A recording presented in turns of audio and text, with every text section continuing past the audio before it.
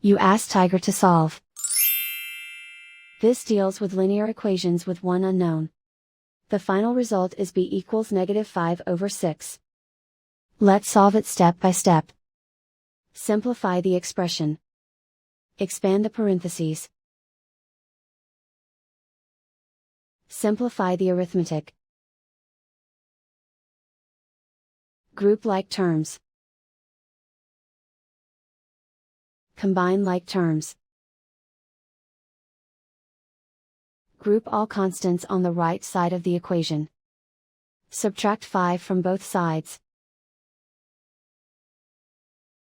Simplify the arithmetic.